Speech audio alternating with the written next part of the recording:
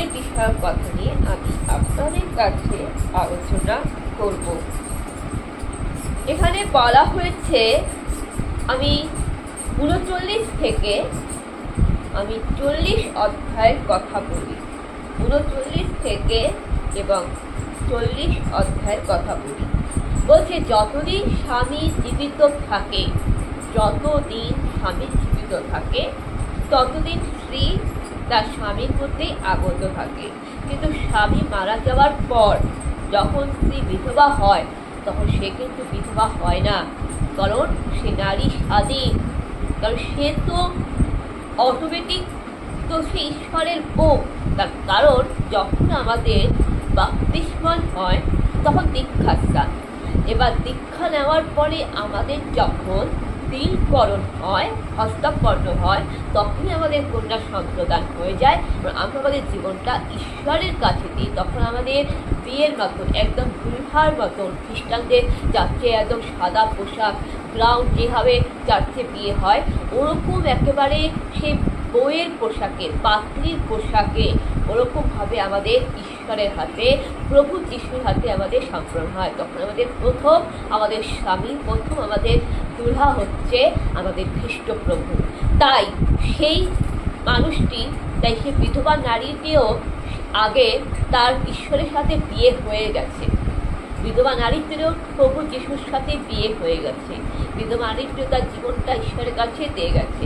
কিন্তু বাস্তব জীবনে জগৎ সংসারে থাকতে প্রত্যেকটা নারীকে বিয়ে করতে হয়, প্রতিটা ছেলে মেয়েকে বিয়ে করতে হয়। এটাও বাইবেলে লেখা আছে। যেমন কুমার অবিবাহিত নারীতে একটা ভালো সুপাত্র দেখে বিয়ে করে ঘর সংসার করা উচিত। কিন্তু যখন কোনো স্বামী মারা গেল অথবা কারোর বউ মারা গেল, তখন সে সম্পূর্ণভাবে এই চার দেওয়াল থেকে শেকলে বাঁধার একটা নিয়ম রীতির থেকে মুক্তি পেয়ে যায়, সে স্বাধীন হয়ে যায়। এবং এখানে সে সম্পূর্ণভাবে স্বাধীন হয়ে যায় এবং সে যাহাকে ইচ্ছা করে তাহার সহিত তার বিবাহ হতে পারে। বিধবা নারী বিধবা হয়ে গেছে, এখন সম্পূর্ণভাবে স্বাধীন। সে যদি মনে করে একবার বিয়ে করবে, সে করবে। সে যাহাতে ইচ্ছা করে সে বিয়ে করতে পারে। কিন্তু সেটা কেবল প্রভুর মধ্যে, কোনো তুমি যাকে বিয়ে করছো দেখতে হবে যে বিধবা নারী যদি কোনো বিয়ে করে তাকে দেখতে হবে যে যাকে বিয়ে করছে সে যেন খ্রিস্ট প্রভুকে বিশ্বাস করে, যে ধর্মের হোক না কেন, কিন্তু খ্রিস্ট প্রভুকে যাতে সম্মান করে, বিশ্বাস করে, ভক্তি করে, তাকেই বিয়ে করতে হবে। কিন্তু যে ব্যক্তি খ্রিস্ট প্রভুকে বিশ্বাস করে, সম্মান করে না, যে ব্যক্তি ঈশ্বরের বিশ্বাসী নয়, নাস্তিক, তাকে বিয়ে করা উচিত না। কোনো ধার্মিক মানুষ কখনোই কোনো নাস্তিক মানুষকে বিয়ে করতে পারবে না। এরা প্রত্যেকটা ধর্মে লেখা আছে, বাইবেল লেখা আছে। তাই কোনো বিধবা নারী যে ধর্মের আবদ্ধ হয়েছে, যে ধর্মের দ্বারা একটা সুপাত্র দেখে চাচ্ছে, ঈশ্বরকে সাক্ষী রেখে, প্রভু যিশুকে সাক্ষী রেখে বিবাহ করেছে, 10 বছর ধরে সংসার করেছে, তারপর স্বামী যখন গত হয়েছে, পরলোক গমন করেছে, যখন সেই নারীটা বিধবা হলো, তখন সেই নারী সম্পূর্ণরূপে স্বাধীন, ঈশ্বরের অধীন। সেই নারী যখন আবার পুনরায় সেকেন্ডবার বা লাস্টবার যখন বিয়ে করছে, তখন তাকে দেখতে হবে যে পাত্র বা পাত্রী অথবা পুরুষকে একই রকমের, ছেলেদেরও একই নিয়ম দেখতে হবে যে পাত্র বা পাত্রী খ্রিস্টকে বিশ্বাস করে কিনা, খ্রিস্টের ভক্ত কিনা এবং খ্রিস্টকে মানে কিনা, সে যেই ধর্মের হোক না কেন। নাস্তিক মানুষকে কখনোই বিয়ে করা উচিত না। যারা বিশ্বাস করে না, ঈশ্বরের বিশ্বাস করে না, যারা খ্রিস্টের সম্মান করে না, তাকে বিয়ে করা উচিত না। কিন্তু ভুল করেও যদি কোনো খ্রিস্টমণ্ডলীর কোনো নারী বা খ্রিস্টমণ্ডলীর কোনো মেয়েরা অথবা খ্রিস্টমণ্ডলীর কোনো বিধবা নারী যদি ভুল করে অধার্মিক নাস্তিক মানুষকে যদি বিয়ে করে এবং যারা খ্রিস্টকে বিশ্বাস করে না, খ্রিস্টকে জানে না, মানে না, তাদেরকে যদি ভুল করে বিয়ে করে, তাহলে সেই ঈশ্বরের বিরুদ্ধে সে পাপ করছে। এটা উচিত না। তথাপি তোমরা খ্রিস্টের মতানুসারে থাকলেও ঈশ্বর ধন্য হবে। আর আমার বোধ হয় যে আমিও ঈশ্বরের পরম আত্মাকে পেয়েছি। এটাই হচ্ছে বিবাহ বিষয়ক কথা, বিধবা বিবাহ বিষয়ক কথা। তো এখানে এটাই বলা রয়েছে বন্ধুরা। তো এই বিষয়ে আমি বলবো যে আমাদের যে তিমথিওর অধ্যায়, আমাদের তিমথিওর অধ্যায় 3 অধ্যায় বলা হয়েছে। পয়লা তিমথিওর চ্যাপ্টার 3, যে খ্রিস্টমণ্ডলী জীবন্ত ঈশ্বরের গৃহ। আমি একটু আগেই বলেছিলাম যে খ্রিস্টানিটি চার্চ অফ গড।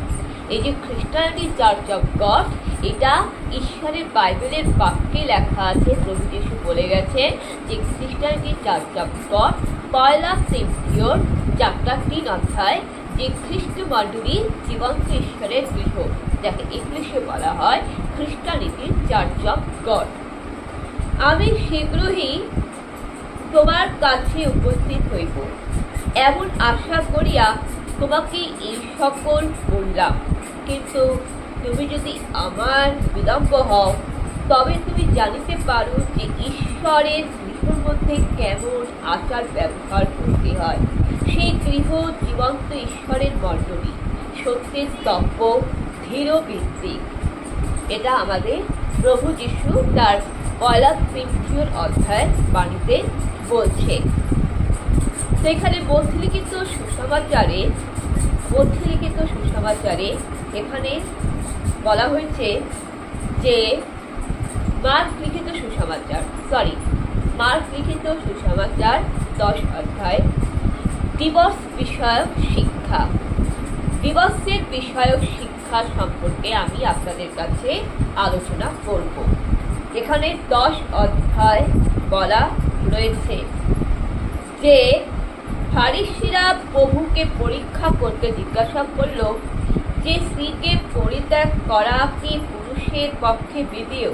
তখন প্রভু যীশু সেই ফারিসীদের উত্তর দিলেন, দেখো শাস্ত্র তোমাদিগকে কি আজ্ঞা দিয়েছে। শাস্ত্র মানে আমাদের বাইবেল, ধর্মশাস্ত্র, নানারকম জ্ঞান পুঁথি পুস্তক আমাদেরকে কি আজ্ঞা দিয়েছে, সেটা প্রভু জিজ্ঞাসা করছে যে শাস্ত্র আমাদেরকে কি উপদেশ দিয়েছে, কি বিধান দিয়েছে।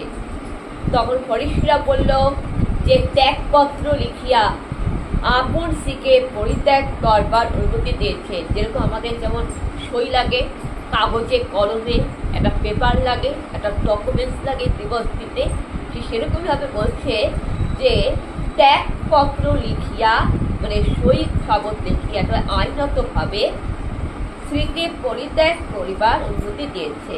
তখন যীশু বললেন, তোমাদের হৃদয়টা খুব কঠিন, তোমাদের হৃদয়টা খুব বাসন্ত, অন্তঃকরণ কঠিন বলিয়া ঈশ্বর এমন লিখিয়াছে। এটা প্রভু যীশু এই উত্তরটা দিয়েছে যে যখন ফারিসীরা বলছে যে স্ত্রীকে পরিত্যাগ করার বিষয়ে পুরুষের পক্ষে কি বৈধ না বিধেয়।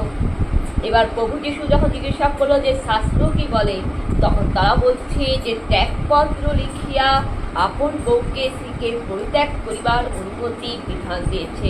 তখন প্রভু যীশু বলছে যে তোমাদের হৃদয়টা খুব কঠিন, তোমাদের অন্তরটা খুবই পাষণ্ড, তাই তিনি এমন বিধান দিয়েছে। কিন্তু সৃষ্টির আদি হইতে ঈশ্বর নারী ও পুরুষকে ঈশ্বরের নিমিত্তে সৃষ্টি করেছে, এবং সৃষ্টির প্রথম মানুষ ছিল আদাম, আর নারী হচ্ছে হবা, এবং হবা আদাম তারা হচ্ছে এক নারীশ্বর, অর্ধ নারীশ্বর। এবং আদি সৃষ্টি হইতে ঈশ্বর পুরুষ ও স্ত্রীকে নির্মাণ করেছে। এই কারণ মনুষ্য আপন আপন পিতা মাতাকে ত্যাগ করিয়া আপন স্ত্রীতে আপন স্বামীতে আসক্ত হইবে, এবং দুইজন একাঙ্গ অর্ধ নারীশ্বর হইবে। সুতরাং তাহারা আলাদা নয়, তারাঙ্গ এক। এতএব ঈশ্বর তাদেরকে যোগ করিয়ে দিয়েছেন, অর্থাৎ বিয়েটা তো ঈশ্বরই তৈরি করে দিয়েছেন। জন্ম মৃত্যু বিয়ে তিন বিধাতার বিধান,